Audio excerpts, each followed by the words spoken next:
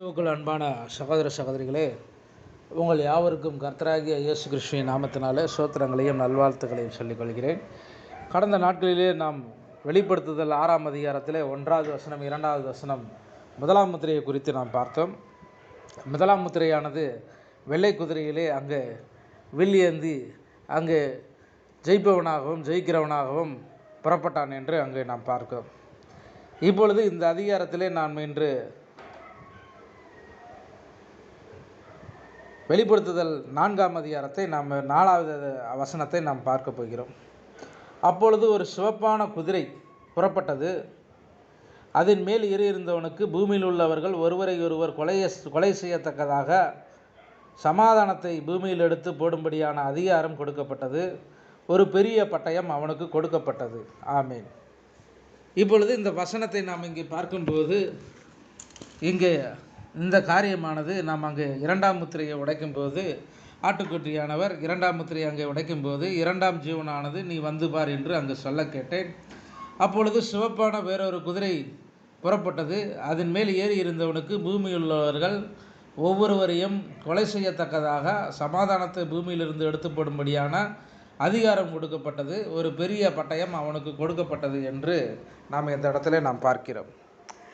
இப்பொழுது ஆட்டுக்குட்டியானவர் 2வது முத்திரையை உடைப்பதற்கான அதிகாரத்தை அங்கே பெற்றிருக்கிறார். அவர் 2வது முத்திரையை அங்கே உடைக்கும்போது இங்கே 2ஆம் ஜீவனான அந்த காளைக்கு ஒப்பான அந்த ஜீவன் இங்கே யோவானை வந்து பார் என்று அங்கே அழைக்கிறது. அப்பொழுது யோவானவனவன் அந்த 4ஆம் வசனத்தில் சொல்லப்பட்ட ஒரு காட்சியை அங்கே பார்க்கிறான். இப்பொழுது 1ஆம் முத்திரையிலே வெள்ளை குதிரையை அங்கே பார்க்கிறான். இப்பொழுது இந்த 3வது வசனத்திலே பார்க்கும்போது 2ஆம் முத்திரையிலே அவன் சிவப்பான ஒரு குதிரை அங்கே புறப்படுவதை அங்கே பார்க்கிறான். அதன் மேல் ஏறி இருந்தவனுக்கு பூமியில் உள்ள ஒருவரை ஒருவர் கொலை செய்யத்தக்க சமாதானத்தை பூமியிலிருந்து எடுத்து போடும்படியான ஒரு அதிகாரம் அவனுக்கு கொடுக்கப்பட்டது என்று அங்கே சொல்லப்படுகிறது. அவன் கையில் ஒரு பெரிய பட்டயம் அவனுக்கு கொடுக்கப்பட்டது என்று நாம் அந்த இடத்துல நாம் பார்க்கிறோம். அங்கே ஆண்டவர் சொல்லுகிற காரியம் என்னவென்றால், இந்த சின்னத்தை பார்க்கும்போது அங்கே நாம் ஒரு உற்று நோக்கி நாம் அறிந்து கொள்ள வேண்டும். ஆண்டவர் இந்த காரியங்களை குறித்து அங்கே மத்தேயுவில் சொல்லி இருக்கிறார். 3 விதமான கேள்விகளுக்கு அங்கே பதில் சொல்லுகிறார். இந்த ஓய்வு நாளில் ஒரு சம்பவிக்க முடியாதபடி வேண்டிக் கொள்ளக்கூடிய காரியங்கள் அங்கே 3 காரியங்களை அங்கே சொல்லுகிறார். இந்த உலகத்தின் முடிவை குறித்து அங்கே சொல்லுகிறார். அங்கே பலவிதமான காரியங்களை அங்கே அவர் உவமையாக அங்கே பேசும்போது ஆண்டவர் அங்கே ஒரு தெளிவான ஒரு கடைசி நாட்களில் தன்னை எப்படி அங்கே வெளிப்படுத்த போகிறார், அந்த கிறிஸ்துவினுடைய ஆவி எப்படியாக அங்கே வருகிறது என்பதை குறித்து அவர் தெளிவாக அங்கே சொல்லிக் கொள்கிறார். இப்பொழுது இந்த 1வது முத்திரைகளை அங்கே உடைக்கும்போது அங்கே பார்க்கும்போது நிக்கோலாய் என்பது ஒரு ஆவியானது ஒரு அந்த கிறிஸ்துவின் ஆவியாக அங்கே அழைக்கப்படுகிறது.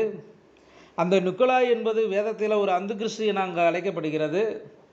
ஏனென்றால் அது கிறிஸ்துவின் மூல உபதேசத்திற்கும் அப்போஸ்தலர்களுடைய மூல உபதேசத்திற்கும் விரோதமாக அங்கே காணப்படுகிறது.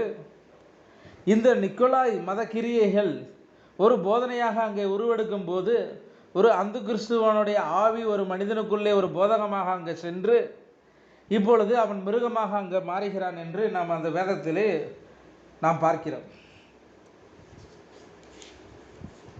அப்படியாய் அந்த காரியத்தை அங்கே யோவான் அங்கே பார்க்கும்போது அங்கே சிவப்பான ஒரு குதிரையின் மேலே ஏறி ஒருவன் புறப்பட்டு போகிறான் என்று பார்க்கிறான். ஒரு பட்டயத்தினாலே அந்த ஜனங்களை கொன்று போடும்படிக்கு அவனுக்கு ஒரு அதிகாரம் அங்கே கொடுக்கப்பட்டிருக்கிறது என்று பார்க்கிறான். அதை குறித்த ஒரு வெளிப்பாடு என்ன என்று பார்த்தால் அது மறுபடியும் சாத்தான் தன்னுடைய நிறத்தை அங்கே மாற்றிக்கொண்டு வேறொரு ரூபத்திலே அங்கே காணப்படுகிறான் என்று நாம் இங்கே சொல்ல முடியும். இந்த ஜனங்களுக்குள்ளேயே ஒரு உள்நாட்டு போர்களை அந்த காரியத்தை அங்கே குறிக்கிறது. இவன் கையில் ஒரு பட்டயத்தை ஒன்றை ஏந்தி இருக்கிறான். அது சபை அரசியலில் நேரிடும் ஒரு யுத்தத்தை குறிக்கிற காரியத்தை அங்கே நாம் பார்க்கிறோம். அந்த குதிரைகளின் நிறங்கள் அங்கே மாறி மாறி கொண்டு வருகிறதை நாம் கவனித்து பார்க்கிறோம். 1வது முத்திரையில் ஒரு வெள்ளை குதிரையை பார்க்கிறோம். இப்பொழுது 2வது முத்திரையிலே நாம் சிவப்பு குதிரையை பார்க்கிறோம். ஆனால் இந்த 2 குதிரைகளின் மேலேயும் சவாரி செய்பவன் ஒரே ஆளாக அங்கே காணப்படுகிறான். இந்த குதிரை என்பது ஒரு மிருகத்தை குறிக்கிறது. வேதத்தில் இந்த மிருகம் என்றால் ஒரு வலிமை என்று அர்த்தம். அது வேறொரு நிறமுள்ள ஒரு அதிகாரத்தின் மீது இங்கே சவாரி செய்கிறது. முதலாவதாக ஒரு களங்கமற்ற ஒரு வெள்ளை நிறத்திலிருந்து இப்பொழுது இரத்த சிவப்பு நிறத்திற்கு அங்கே மாறுகிறது என்று நாம் பார்க்கிறோம். இப்பொழுது அவன் தொடர்ச்சியாக ஒரு நிக்கோலாய் மதஸ்திரியரின் ஒரு சிறு கொள்கையாக அங்கே விளங்கி கொண்டிருக்கிறான். அப்பொழுது அவன் யாரையும் அங்கு கொன்று போடவில்லை. வெளிப்படுத்துதல் 2ஆம் அதிகாரம் 6ஆம் வசனத்தை நாம் அங்கு பார்க்கும்போது அதை உறுதி செய்ய முடியும். அவன் அங்கே ஒன்றையும் கொண்டு போடவில்லை. அவனுக்கு அங்கு ஒரே ஒரு போதகம் மட்டும் அங்கே இருக்கிறது என்று நாம் பார்க்கிறோம். அவன் இப்பொழுது மக்களிடையே ஒரு ஆவியாக மற்றும் அங்கே கலந்து கொண்டிருக்கிறான் என்று நாம் பார்க்கிறோம். அங்கே அவன் ஒரு சபையை நிறுவி உலகமெங்கும் ஒரு அகில உலக சபையை அங்கே நிறுவி அங்கே அவன் செயல்படுகிறான் என்று நாம் பார்க்கிறோம். அவன் களங்கமில்லாமல் அங்கே ஒருவரையும் கொலை செய்யாமல் ஒரு ஆவியாக மாத்திரம் அங்கே திகழ்ந்துகிறான் என்று பார்க்கிறோம். இப்படியாய் அவன் அந்த முதலாவது முத்திரையிலே ஒரு வெள்ளை குதிரையாக அங்கே இருந்து இப்பொழுது இந்த 2ஆம் முத்திரைக்குள்ளே அவன் அங்கே சென்று வருகிறான் என்று நாம் அங்கே பார்க்கிறோம். இந்த 2ஆம் முத்திரைக்குள்ளே அவன் வரும்போது அவனுடைய காரியம் அங்கே என்னவென்றால், அவன் ஒரு மிருகமாக அங்கே இருக்கிறான். அவன் தனக்குள்ள ஒரு அரசியல் சார்ந்த ஒரு உத்தியோகத்தை அங்கே கொண்டிருக்கிறான். சில காலங்களுக்கு பின்பாக அவனுக்கு ஒரு கிரீடம் அங்கே கொடுக்கப்படுகிறது. ஒரு ஆவிக்கு அங்கே ஒரு கிரீடம் சூட்ட முடியாது. ஆனால் இந்த ஒரு நிக்கோலாய் ஆவியானது, அந்த கிறிஸ்துவின் ஆவியானது ஒரு மனிதனுக்குள்ளே வாசம் செய்கிறது. அந்த அந்த கிறிஸ்துவின் ஆவி இப்பொழுது கிரியை செய்து இப்போ கள்ளத்தீர்க்கதரிசி எனும் தன்னுடைய 2வது ரகசியமான ஒரு உத்தியோகத்தை அவன் மேற்கொள்கிறான். இப்பொழுது அவன் முடிசூடப்படுகிறான். இப்பொழுது அவன் முடிசூடப்படும் போது இவ்விதமாக அங்கே மாறி உலக அரசியலை தன்னுடைய ஆதிக்கத்திலே அவன் கொண்டு வருகிறான் என்று இந்த இடத்திலே நாம் பார்க்கிறோம். இப்பொழுது இவனுக்கு இந்த 2ஆம் முத்திரையிலே பார்க்கும்போது ஒரு மத சம்பந்தமான ஒரு ஆதிக்கம் அவனுக்கு உருவாகிறது. ஒரு உலக சபையை அவன் தன்னுடைய ஆதிக்கத்தின் கீழே அவன்கள் நிறுவ செய்கிறான். சில ஐக்கிய நாடுகளை அவன் தன்னுடைய கட்டுப்பாட்டிலே வைக்கிறான். வெளிப்படுத்துதல் 13ஆம் அதிகாரத்தில் சொல்லப்பட்டதைப் போல ஒரு சிறு மிருகம் ஆட்டுக்குட்டிக்கு ஒப்பான 2 கொம்புகளை உடைய அந்த மிருகத்தின் நாட்டை அவன் ராஜ்யத்தை அவன் தன் கையிலே வைத்திருக்கிறான். ஒரு கொம்பு என்பது ஒரு அரசாங்க ஆதிக்கத்தை அங்கே காட்டுகிறது. மற்றொரு கொம்பு ஒரு மத சம்பந்தமான ஆதிக்கத்தை அங்கே காட்டுகிறது. இப்பொழுது அவனுக்கு அந்த மிருகம் என்ன செய்ததோ அதே காரியத்தை இப்பொழுது இந்த வெளிப்படுத்துதல் 13ஆம் அதிகாரத்திலே அந்த சிறு கொம்பான ஆட்டுக்குட்டியான மிருகம் அங்கே செய்கிறது என்று நாம் அங்கே பார்க்கிறோம்.